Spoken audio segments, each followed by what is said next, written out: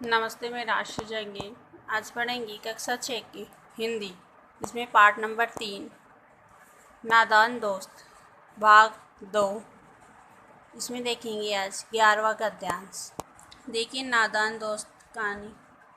दोनों चिड़िया बार बार कॉर्निस पर आती थी और बगैर बैठे ही उड़ जाती थी। केशव ने सोचा हम लोगों के डर से नहीं बैठती। स्टूल उठाकर कमरे में रखाया, चौकी जहाँ की थी वहाँ रख दी। श्यामा ने आंखों में आंसू भरकर कहा, तुमने मुझे नहीं दिखाया, मैं अम्मा जी से कह दूंगी। केशव कहता है, अम्मा जी से कहेगी तो बहुत मारूंगा, कह देता हूँ। श्यामा, तो तुमने मुझे दिखाया क्यों नहीं? केशव कहता है, और गिर पड़ती तो 4 सर न हो जाते। श्यामा, हो जाते देख लेना, मैं कह दूंगी। इतने में कोठरी का दरवाज़ा खुला और माँ ने धूप से आंखों को बचाते हुए कहा, तुम दोनों बाहर कब निकल आए? मैंने कहा न था कि दोपहर को न निकलना। किसने किवाड़ खोला? अम्मा कहती है कि किसने किवाड़ खोला। यहाँ लेखक चिड़िया की बेचैनी का वर्णन करते हुए केशव द्वारा श्यामा को अंडे न दिखाए जाने के कारण दोनों के द्वारा दी जा रही धमकियों का वर्णन किया है। अगला देखिए, किवाड़ केशव ने खोला था, लेकिन श्यामा ने माँ से यह बात नहीं कही। उसे डर लगा कि भैया पिट जाएगा। केशव दिल में काँप रहा था कि कहीं श्यामा कह न दे अंडे न दिखाए थे। इससे अब उसको श्यामा पर विश्वास न था। श्यामा सिर्फ मोहब्बत के मारे चुप थी या इस कसूर से हिस्सेदार होने की वजह से, इसका फैसला नहीं किया जा सकता। शायद दोनों ही बातें थी। माँ ने दोनों को डांट डपट कर फिर कमरे में बंद कर दिया और आप धीरे धीरे उन्हें पंखा झलने लगी। अभी सिर्फ 2 बजे थे। बाहर तेज लू चल रही थी। अब दोनों बच्चों को नींद आ गई थी। यहाँ माँ को देखकर केशव इस बात से भयभीत है कि कहीं श्यामा उसकी चुगली न कर दे, परंतु श्यामा चुगली नहीं करती है। 4 बजे यकायक श्यामा की नींद खुली। किवाड़ खुले हुए थे। वह दौड़ी हुई कॉर्निस के पास आई और ऊपर की तरफ ताकने लगी, यानी देखने लगी।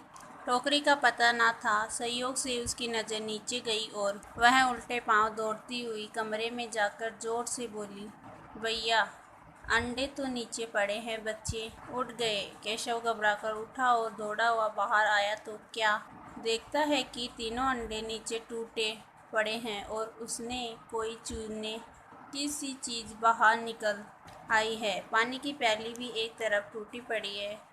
उसके चेहरे का रंग उड़ गया। सहमी हुई आंखों से जमीन की तरफ देखने लगा। यहाँ केशव व श्यामा द्वारा चिड़िया के अंडों के लिए की गई सुरक्षा व्यवस्था के बाद अंडों की स्थिति का वर्णन किया गया है। श्यामा ने पूछा, बच्चे कहाँ उड़ गए भैया? केशव ने करुण स्वर में कहा, अंडे तो फूट गए। श्यामा, और बच्चे कहाँ गए?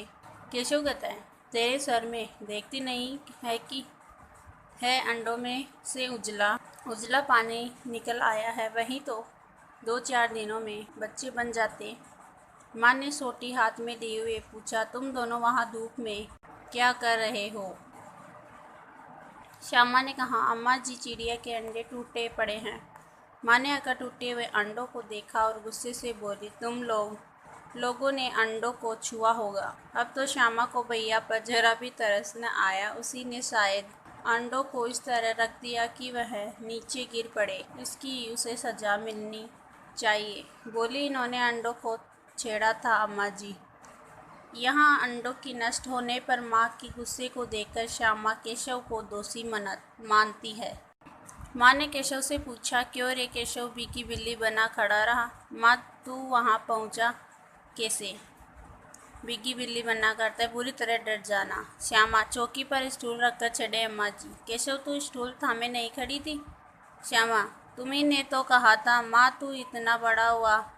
माँ कहती है केशव को कि तू इतना बड़ा हुआ, तुझे अब भी इतना भी नहीं मालूम कि छूने से चिड़िया के अंडे गंदे हो जाते हैं और चिड़िया फिर उन्हें नहीं सेती। श्यामा ने डरते डरते पूछा, तो क्या चिड़िया ने अंडे गिरा दिए हैं अम्मा जी? माँ और क्या करती? केशव के सिर इसका पाप पड़ेगा।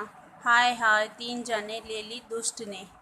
यहाँ इस गद्यांश में माँ के द्वारा केशव श्यामा से अंडों तक पहुँचने की जानकारी दी गई है।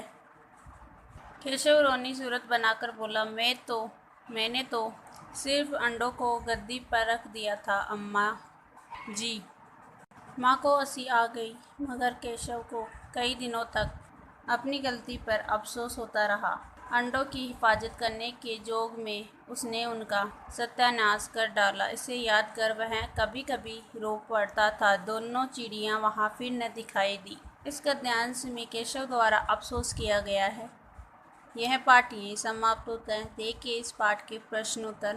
पहला प्रश्न है, अंडों के बारे में केशव और श्यामा के मन में किस तरह के सवाल उठते थे? वे आपस में ही सवाल जवाब करके अपने दिल को तसल्ली क्यों दे दिया करते थे? उत्तर है, केशव और श्यामा अभी छोटे बच्चे थे।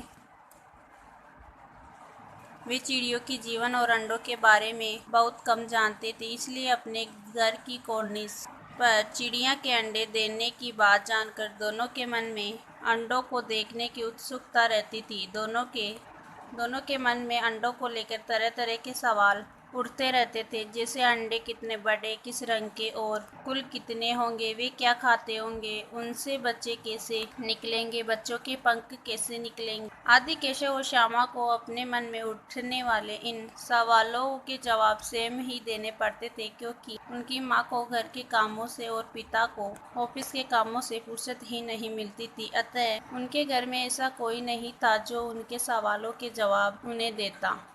अगला प्रश्न है, केशव ने श्यामा से चिड़िया, टोकरी और दाना पानी मांगकर कॉर्निस पर क्यों रखे थे? उत्तर है, केशव और श्यामा को चिड़िया के अंडों और उनसे निकलने वाले बच्चों की सुरक्षा और भूख की बहुत चिंता थी, इसलिए केशव ने श्यामा से अंडों के नीचे रखने के लिए चिड़चिड़े धूप से बच्चों को बचाने के लिए टोकरी और चिड़िया को भोजन पानी की तलाश में भटकना न पड़े, इसलिए दाना पानी मंगा कर कॉर्निस पर रखे थे, यानी छत पर रखे थे। अगला प्रश्न है, केशव और श्यामा ने चिड़िया के अंडों की रक्षा की या नादानी? उत्तर है, केशव और श्यामा स्वयं भी बच्चे थे, उनको चिड़ियों के बारे में अधिक ज्ञान न था। उन्होंने अंडों की सुरक्षा के लिए सारे इंतजाम किए थे, लेकिन उनके रक्षा के प्रयासों का परिणाम उल्टा हो गया। वे नहीं जानते थे कि छूने से चिड़िया के अंडे गंदे हो जाते हैं और फिर चिड़िया नहीं सहती है, इसलिए केशव के द्वारा अंडों को छू लेने से चिड़िया ने उन्हें त्याग दिया और अंडे नीचे गिरकर टूट गए। इस प्रकार श्यामा और केशव की नादानी से अंडों की रक्षा होने के स्थान पर उनकी हत्या हो गई। देखिए आगे प्रश्न, केशव और श्यामा ने अंडों के बारे में क्या क्या अनुमान लगाए? यदि उस जगह तुम होते तो क्या अनुमान लगाते और क्या करते? उत्तर है, केशव और श्यामा ने अंडों के बारे में अनेक अनुमान लगाया। श्यामा ने अनुमान लगाया कि बच्चे अंडों से निकलकर फुट से उड़ जाएंगे। 3-4 दिन बाद उन्होंने अनुमान लगाया कि अब जरूर बच्चे निकल आए होंगे। फिर अनुमान लगाया कि चिड़िया बच्चों के लिए इतना सारा दाना नहीं ला पाएगी और वे भूख के मारे मर जाएंगे। फिर अनुमान लगाया कि बच्चों को धूप लगती होगी। यदि उनकी जगह हम होते तो लगभग यही अनुमान हम भी लगाते और अंडों की सुरक्षा के लिए कुछ न कुछ प्रयत्न। अगला प्रश्न है, माँ के सोते ही केशव और श्यामा दोपहर में बाहर क्यों निकल आए? माँ के पूछने पर भी दोनों में से किसी ने किवाड़ खोलकर दोपहर में बाहर निकलने का कारण क्यों नहीं बताया?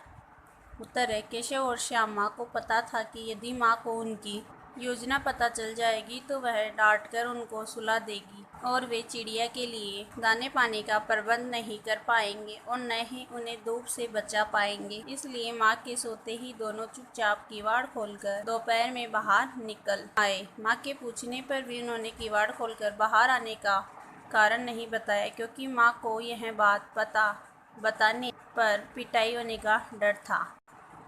अंतिम प्रश्न है, प्रेमचंद ने इस कहानी का नाम नादान दोस्त रखा। तुम इसे क्या शीर्षक देना चाहोगे? उत्तर है, इस कहानी के पात्र 2 मासूम और नादान बच्चे हैं। वे दोनों चिड़िया के अंडों की देखभाल और रक्षा करना चाहते हैं। अपने इस प्रयास में नादानी में दोनों अंडों की रक्षा के स्थान पर उन्हें नष्ट कर बैठते हैं। इसलिए शायद प्रेमचंद ने उन दोनों बच्चों की मित्रवत नादानी के कारण इस कहानी को नादान दोस्त शीर्षक दिया है, जो कि सर्वदा उचित है।